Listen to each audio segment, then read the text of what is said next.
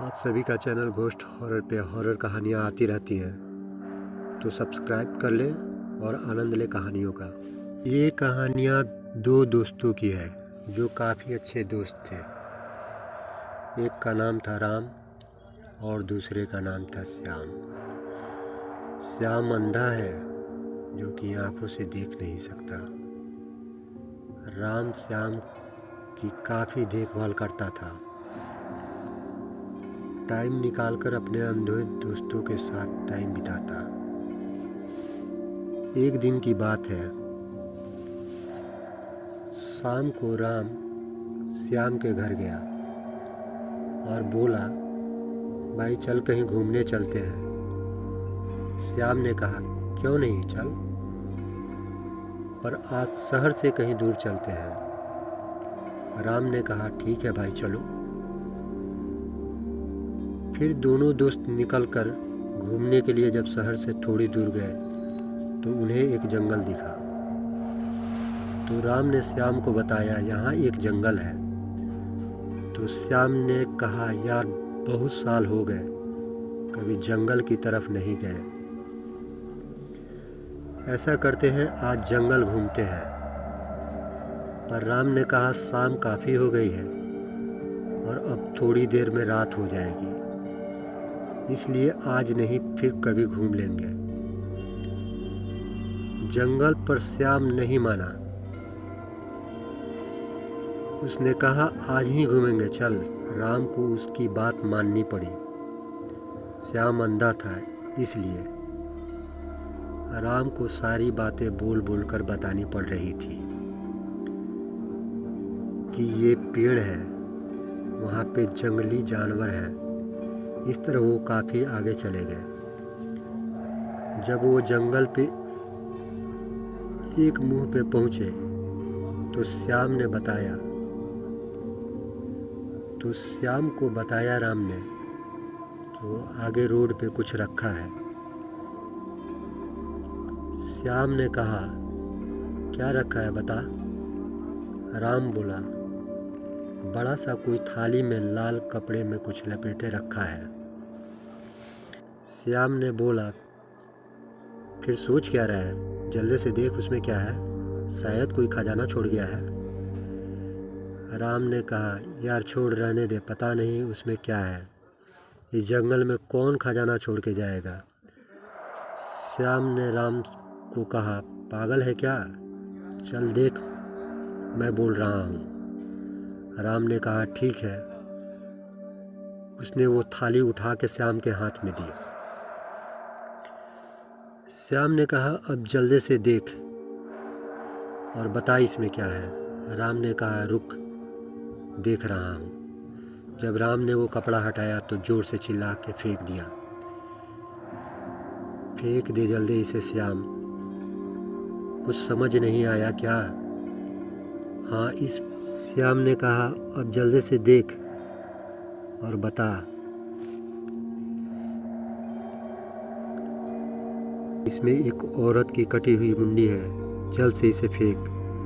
और इतना बोल के राम वहाँ से भाग गया।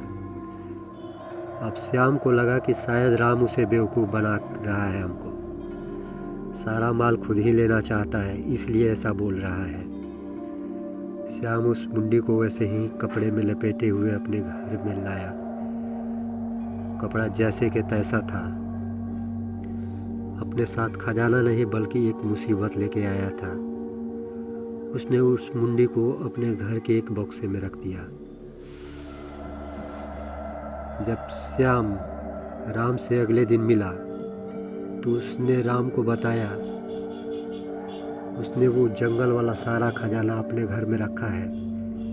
ये सुनकर राम बोला, तू पागल है क्या, वो कोई खजाना नहीं है, बल्कि एक औरत का सिर कटा हुआ है, उसे फेंक दे, वरना बहुत पछताएगा। बोल रहा हूँ ना मैं।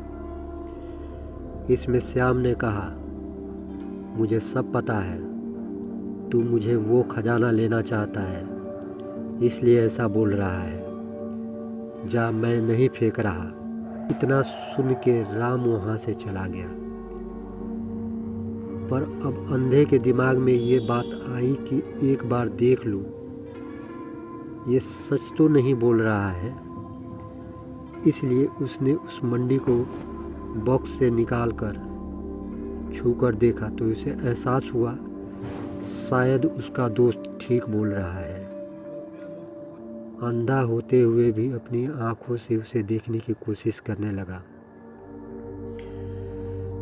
और एक टाइम ऐसा आया जब उसकी आंखें एक बूढ़ी की आंखों के बिल्कुल सामने आ गई और एक चमत्कार हुआ। अंधे को दिखाई देने लगा और उसने देखा तो उसके सामने एक औरत की कटी हुई मुंडी थी जिसे उसने अपने हाथों में ले रखा है। अब अंधे की खुशी का ठिकाना न था। वो मुंडी उसके लिए अब भगवान बन गई थी।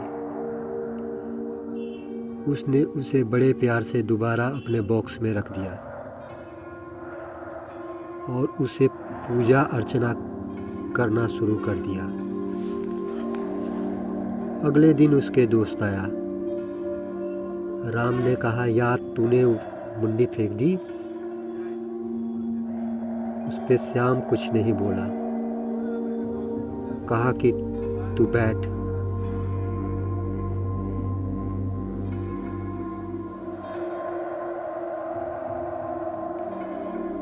और वो बोला कि मैं चाय बना के लाता हूँ।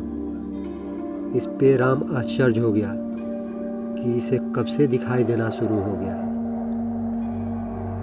लेकिन उसका बात वो काटा नहीं। कहा कि ठीक है।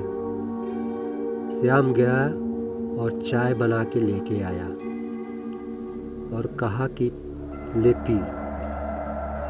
2 कप चाय था।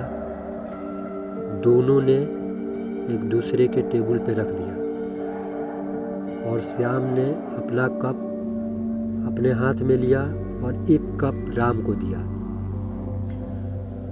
दोनों पीना शुरू कर दिए। श्याम बहुत जल्द पी के उसको ख़त्म कर दिया। राम ने उसे देखा कि ये क्या, ये तो खून है।